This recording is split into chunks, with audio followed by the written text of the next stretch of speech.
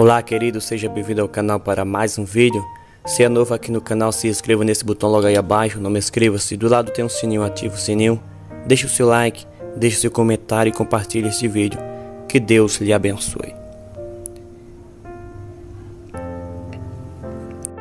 Não erreis, Deus não se deixa escarnecer, porque tudo que o homem semear, isso também ceifará. Quando Satanás se rebelou contra Deus, ele fez com que uma terça parte dos anjos também se rebelasse. Satanás queria ser que nem Deus. E no livro de Isaías, capítulo 14, no versículo 13 e 14, vai dizer assim: E dizias tu no teu coração: Eu subirei ao céu e acima das estrelas de Deus exaltarei o meu trono, e no monte da congregação me assentarei. Da banda dos lados do norte subirei acima dos mais altas nuvens, serei semelhante ao Altíssimo. Satanás queria ser igual a Deus e cria uma rebelião no céu, fazendo com que uma terça parte também se rebelasse. E o seu preço foi ser lançado do céu.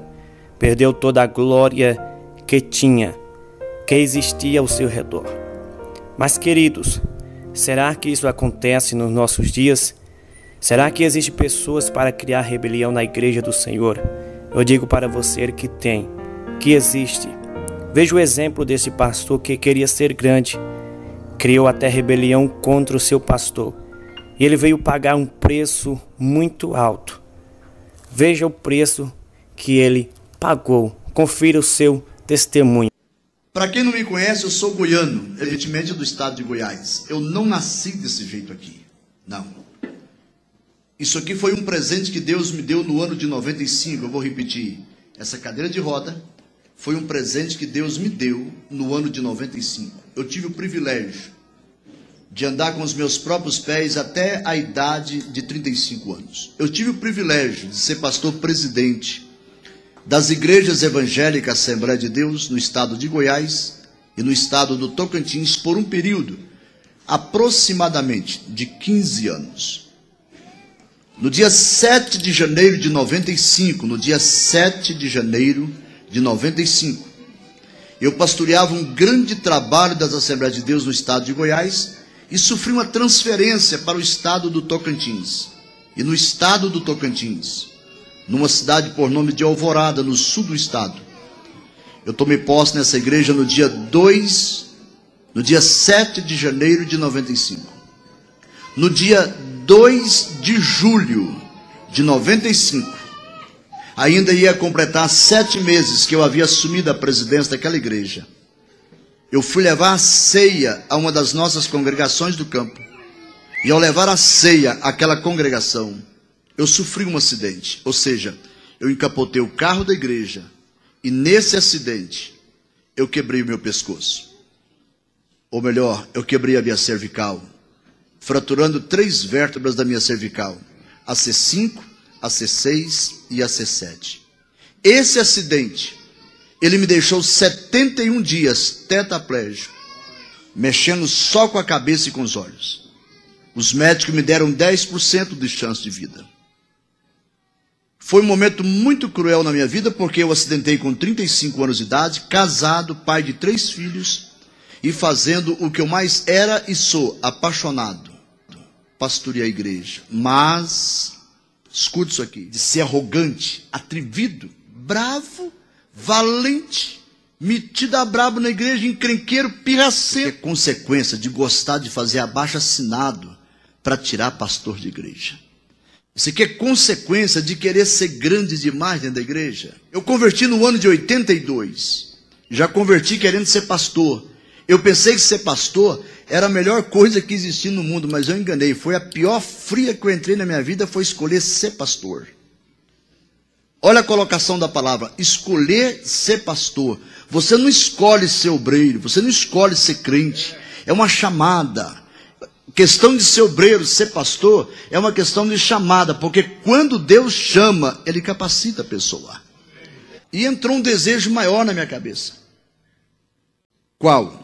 Ser presidente. Eu não me contive apenas ser um obreiro auxiliar. Hoje nós temos muitas mortes dentro da nossa igreja, estou dizendo morte espiritual. Nós temos muitas falências dentro das nossas igrejas, por causa da ganância do poder. E eu criei muitas formas cruéis, abusivas dentro da igreja, para chegar a ser pastor-presidente. Porque para mim chegar a ser pastor-presidente, era muito difícil por duas razões. Primeira, eu era um pastor muito novo, e a convenção, evidentemente, não estaria disposta a entregar a presidência de um câmara nas minhas mãos, por eu ser um pastor muito novo. Agora, eu cortei a fila de um jeito muito ruim. Como, pastor? Nessa época que eu cortei a fila, eu era vice-presidente da Igreja Evangélica Assembleia de Deus, Ministério de Madureira, na cidade de Pontalina, do saudoso pastor Geraldo Mariano. Eu era vice-presidente. E o meu pastor estava doente, ele havia sofrido um acidente, sofreu um traumatismo craniano, e estava em fase de recuperação. Eu fui tão bandido, fui tão canalha, tão ordinário, e era pastor, consagrado.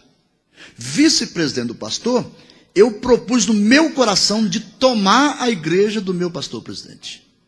Isso é loucura. E aí eu queria pregar melhor que o presidente, ensinar melhor que ele, visitar melhor que ele, tudo queria fazer melhor. E fazia com interesse próprio.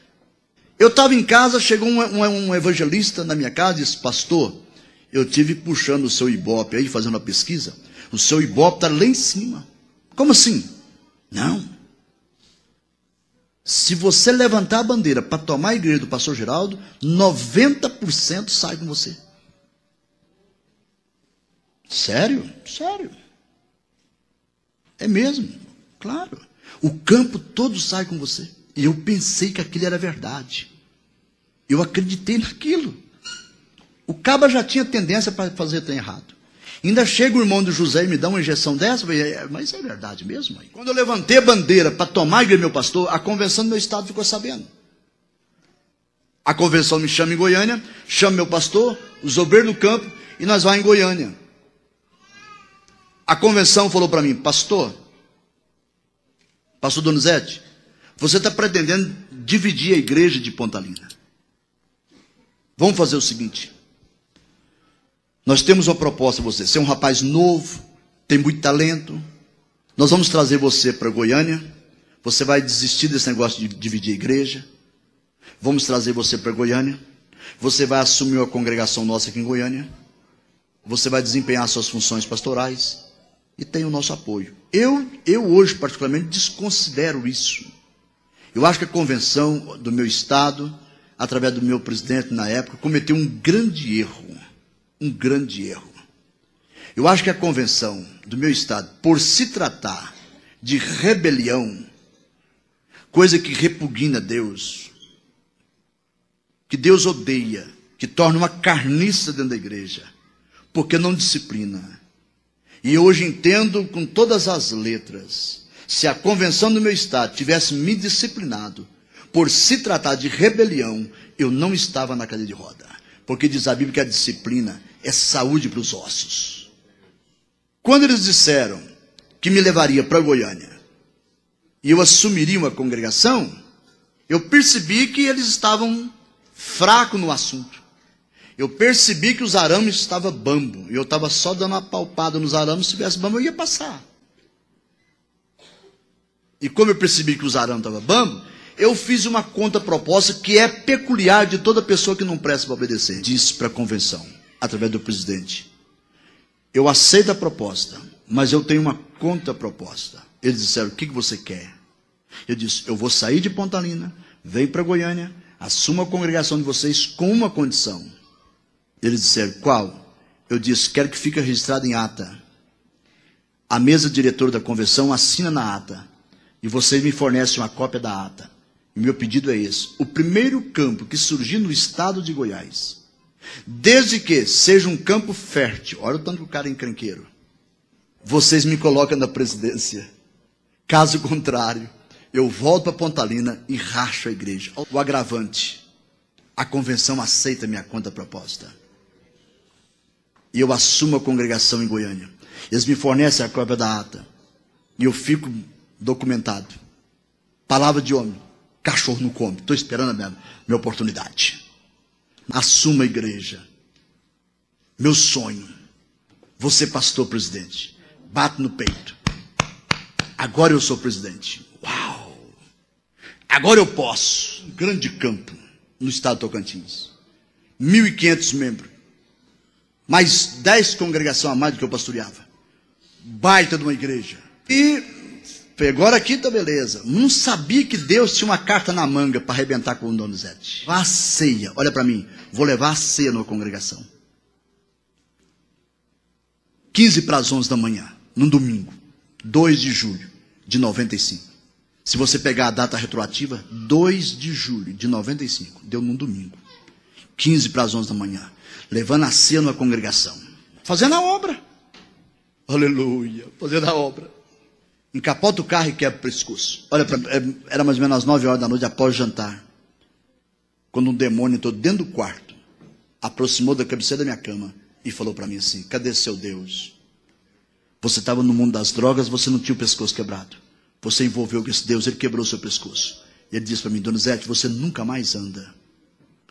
Você nunca mais presta para ser pastor. Você tem uma esposa e 3 filhos para criar. Quem vai cuidar de você e da sua família? Você não presta mais para ser pastor. Você nunca mais vai andar. Ele falou para mim, Donizete, você gastou todas as suas energias nesse negócio de obra de Deus. E a recompensa que o seu Deus te deu foi quebrar você do jeito que você está quebrado. Ele disse, Donizete, você não presta mais. Nunca mais anda. Sempre bati nessa tecla. Você nunca mais presta para ser pastor. E você nunca mais anda. Aí ele falou para mim, por que você não suicida? Por que você não se mata? Quando ele falou isso, ele saiu do quarto. Eu percebi que o quarto ficou mais saudável. Só que quando ele saiu do quarto, ele deixou uma sequela muito grande dentro de mim. Em fração de segundos, eu entrei no estado de depressão tão crítico, uma revolta contra tudo e contra todos. E a minha revolta, especialmente, contra Deus. Olha para mim. Quem bate, esquece. Mas quem apanha, nunca esquece. Não se escandalize com o que eu vou dizer a vocês aqui agora. Chamei o pastor, chamei a esposa, disse, me vira para o canto. Eles pegou na ponta do lençol e na outra ponta do lençol e lentamente me virou para o lado da parede. Foi, apaga a luz, fecha a porta, some daqui no quarto, não quero ninguém dentro do quarto. Irmãos, virado para o canto da parede, hiper revoltado, com tudo e com todos.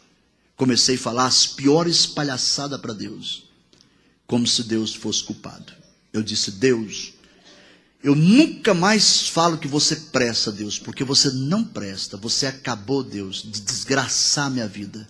Você é mau, você é covarde, você não gosta de ninguém, Deus. Eu disse, Deus, tudo que eu fiz para você, desde 82 até o dia do meu acidente, em 95, gastei todas as minhas energias nesse negócio de obra sua. E a recompensa que você me deu é me jogar numa situação dessa. Eu não presto mais para ser pastor. A igreja não vai me aceitar. Eu nunca mais vou andar. Não tem dinheiro, não tem instituto de saúde, não tem uma casa, não tem nada. Quem vai cuidar da minha família?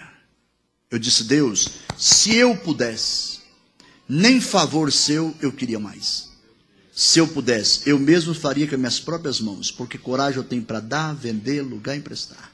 Mas você me desgraçou de um jeito que eu não mexo com nada. Infelizmente, Deus, infelizmente. Eu ainda preciso de um favor seu, mas eu te prometo, é o último. Eu não vou te perturbar mais.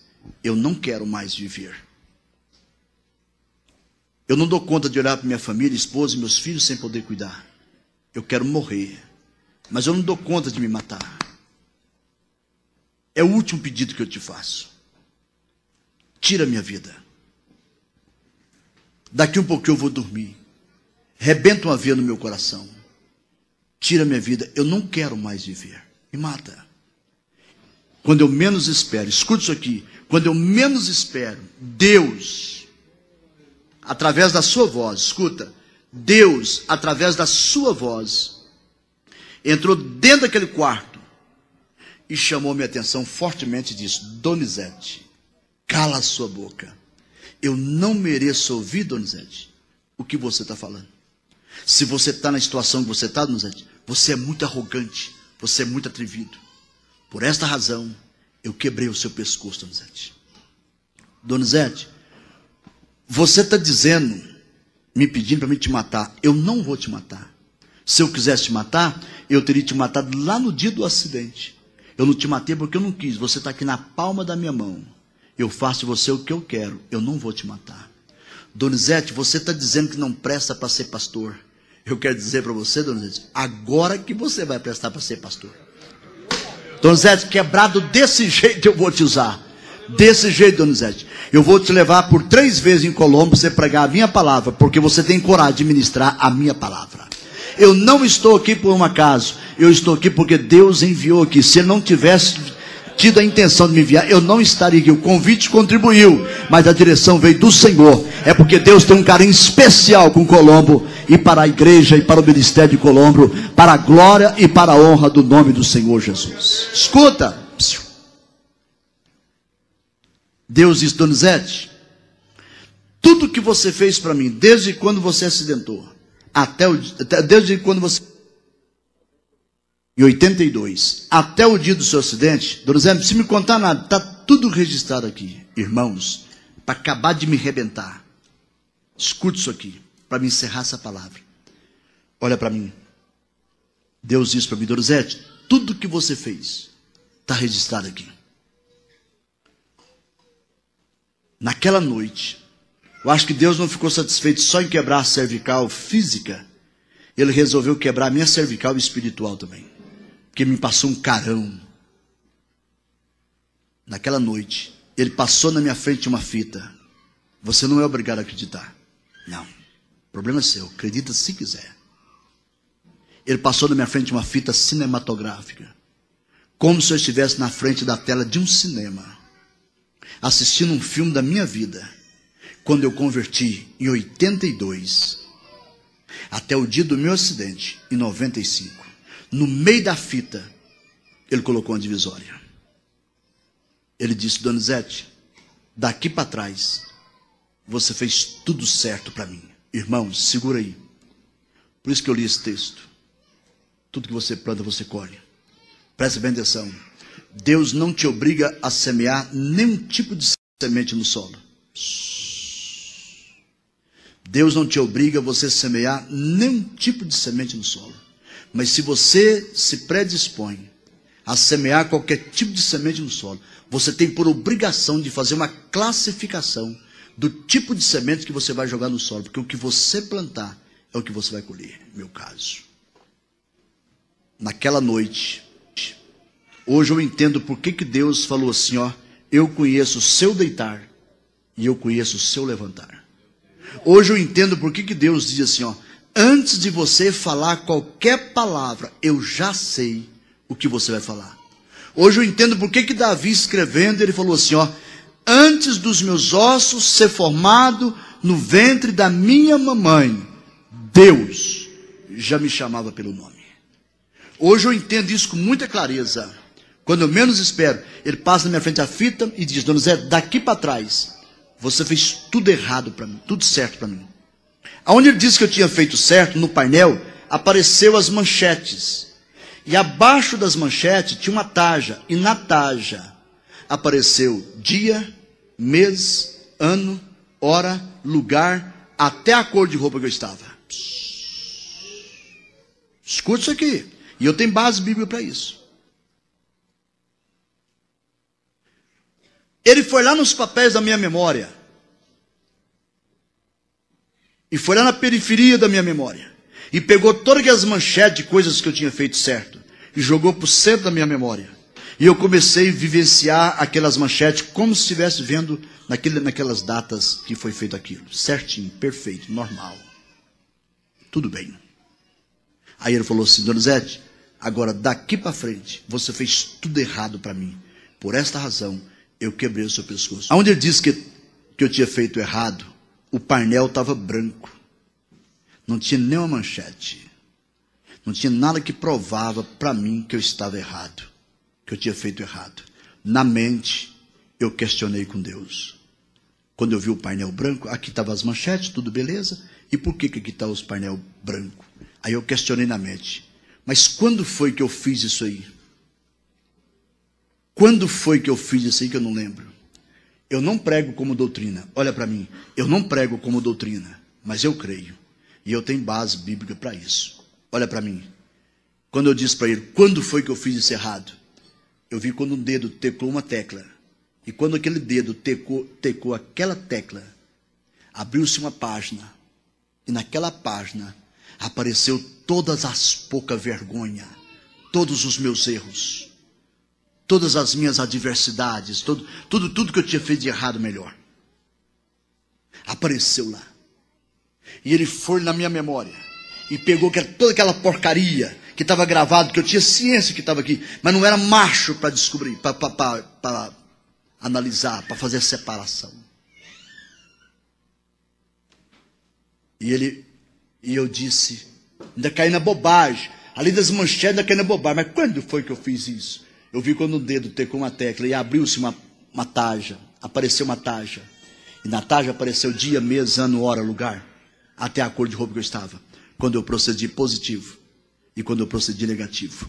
Quando eu olhei aquilo na mente, escuta, quando eu olhei aquilo na mente, mexendo só com a cabeça e com os olhos, mas na mente, eu me vi de joelho na presença de Deus, com a cabeça no meio das pernas e chorando copiosamente, dizendo, agora eu entendo por que o Senhor fez isso comigo. Ele disse, você aceita o meu tratamento? Pastor, mas isso não é verdade. Isso não acontece. Não. Abra sua Bíblia no Salmo 50, 21. Vou te provar. Abra sua Bíblia no Salmo 50, 21. O problema às vezes é que nós temos muitas pessoas analfabetas dentro das nossas igrejas. Extremamente analfabeto. E não quer conhecer a verdade. E se conhece, passa por cima. Como é o meu caso. Salmo 50, 21. Olha o que diz Salmo 50, 21. Vou ler nessa Bíblia. Você acompanha na sua. Aí eu vou pedir para ler naquela Bíblia que o Rafael está com ela na mão. É a Bíblia na linguagem contemporânea. Mensagem contemporânea. Aquela Bíblia lá é mais cruel. Olha para mim. Escuta. Salmo 50, 21 diz assim. Essas coisas você tem feito. E eu fiquei calado. Pensavas que eu era como você. Mas eu te arguirei. E em sua ordem. 1, 2, 3, 4, 5, 6, 7, 8, 9, 10, 11, 12, 13. Positivo ou negativo. Que você fez comigo. Tudo porém em sua ordem. Diante dos seus olhos. Sai dessa. Sai dessa. Agora vê o que diz a Bíblia aí. Fica de pé, Rafael, por favor.